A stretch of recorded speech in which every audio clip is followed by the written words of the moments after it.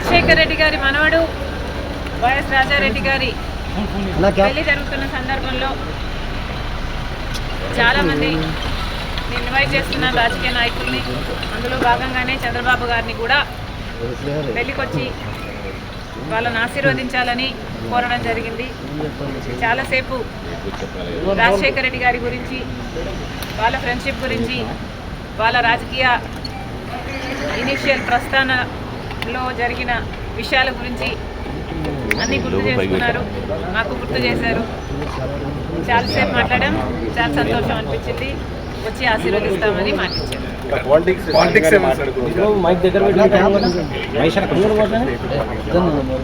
లేదమ్మా, actually mostly Rajasekhara Reddy గారి గురించే ఆయన ప్రస్తావించారు.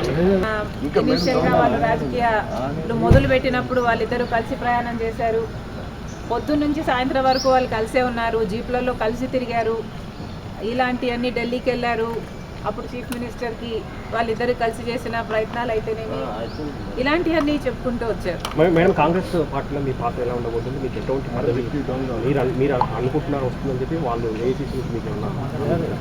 కాంగ్రెస్ పార్టీ ఏ పదవి ఇవ్వాలి, ఏ బాధ్యతలు ఇవ్వాలి అనేది కాంగ్రెస్ పార్టీ ప్రెరోగేటివ్. కాంగ్రెస్ పార్టీలో because it is the largest secular party చేరడం జరిగింది.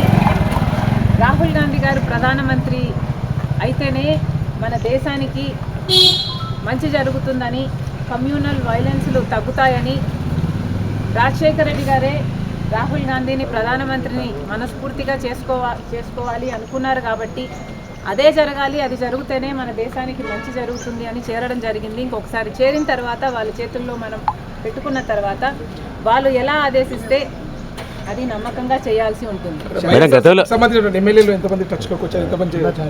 ఈ అన్ని రాజకీయాలు ఎట్లా డెవలప్ అవుతాయి, నాకు ఏ బాధ్యతలు ఇస్తారు అన్న దాని మీద డిపెండ్ అయి ఉంటుంది.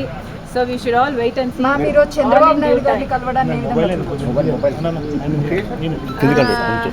చంద్రబాబు గారిని చూడని ఏ విధంగా కలవడం ఏ విధంగా చూడొచ్చు అంటే, మామూలుగానే ఒక ఫ్రెండ్లీ ఎన్వైరన్మెంట్లో అందరం చూస్తే బాగుంటుంది. నేను లోకేష్ గారు ఒక ట్వీట్ నాకు రిప్లై చేశారు.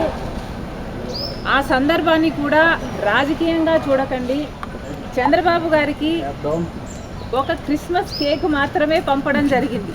ఒక కేకే కదండి, ఆ కేక్ అంటే మేడం ఇప్పుడు ఈ చర్చ అంటే ఏంటంటే, ఆ కేక్ కూడా మేము ఒక చంద్రబాబు గారికే పంపలేదు. ఇక్కడ కేటీఆర్ గారికి, కవిత గారికి, హరీష్ రావు గారికి, ఇట్లాంటి వాళ్ళకు కూడా పంపడం జరిగింది. యాక్చువల్లీ ద బ్యాక్గ్రౌండ్ ఈస్, రాజకీయాలు అన్నది జీవితాలు కాదు, రాజకీయం అన్నది మా ప్రొఫెషన్. మేము ప్రజల కోసం చేస్తున్న ఒక సర్వీస్. ఆ క్రమంలో మేమందరము ఒకరిని ఒకరు మాటలు అనుకుంటుంటాం. మేము రాజకీయ ప్రత్యర్థులం కాబట్టి అనుకోవాల్సి వస్తుంది, అనాల్సి వస్తుంది. అలాంటి ఒక పండగ వస్తేనో, ఏదైనా పెళ్ళి వస్తేనో వాళ్ళకు ఒక కేక్ పంపిస్తే ఆన్ అ ఫ్రెండ్లీ నోట్, పర్సనల్గా బిటర్నెస్ ఉండకూడదు, అందరం ఫ్రెండ్లీగా ప్రజల కోసం పనిచేయాలి అన్నది కాన్సెప్ట్. ఇప్పుడు కూడా చంద్రబాబు గారిని పెళ్లికి మాత్రమే పిలవడానికి వచ్చాము. ఇది పొలిటికల్ కానే కాదు. చంద్రబాబు గారు ఒక తెలుగుదేశం పార్టీకి నాయకుడు, నేను కాంగ్రెస్ పార్టీలో ఒక కార్యకర్తను. మాకు రాజకీయంగా ఏ లావాదేవీలు ఉండదో, ఉండకూడదో, ఉండబోవు కూడా. రాజశేఖర రెడ్డి గారు కూడా తన సొంత పిల్లల పెళ్లిళ్ళకు కూడా చంద్రబాబు గారిని ఇన్వైట్ చేయడం జరిగింది. చంద్రబాబు గారు కూడా రావటం జరిగింది, మమ్మల్ని ఆశీర్వదించడం జరిగింది. ఇదేమీ వింత కాదు, విచిత్రం కాదు. సో దీన్ని ఒక ఫ్రెండ్లీ ఎన్వైరన్మెంట్తో చూస్తే అందరికీ రాజకీయాల్లో షర్మిల పాత్ర ఉండబోదా?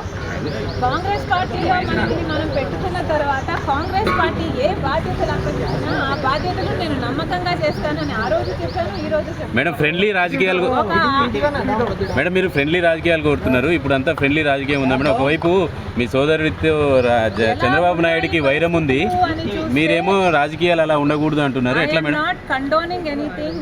ఇలా ఉన్నాయి రాజకీయాలు అని నేను మీకు చెప్పనవసరం లేదు, మీ అందరు కూడా చూస్తున్నారు. కానీ ఫ్రెండ్లీగా ఉండాలి. మనం అందరము కూడా ప్రజల కోసం ఉన్నాం. ఏ వేదిక అన్నది ప్రజలకు తెలుసు. ఏ ప్లాట్ఫామ్ని మనం ఎంచుకున్నా, ఏ పార్టీని మనం ఎంచుకున్నా ఉన్నది మాత్రం ప్రజల కోసం. సో ప్రజల కోసం నమ్మకంగా పనిచేద్దాం. పార్టీలు ఉన్నది, లీడర్లు ఉన్నది ప్రజల కోసం, స్వార్థం కోసం కాదు అన్నది నాది. చంద్రబాబు నాయుడుకి మరిన్ని వీడియోస్ కోసం ఛానల్ ని సబ్స్క్రైబ్ చేయండి. లేటెస్ట్ అప్డేట్స్ కోసం వాట్సాప్ ఛానల్ ని ఫాలో చేయండి. అండ్ లింక్ డిస్క్రిప్షన్ లో ఉంది.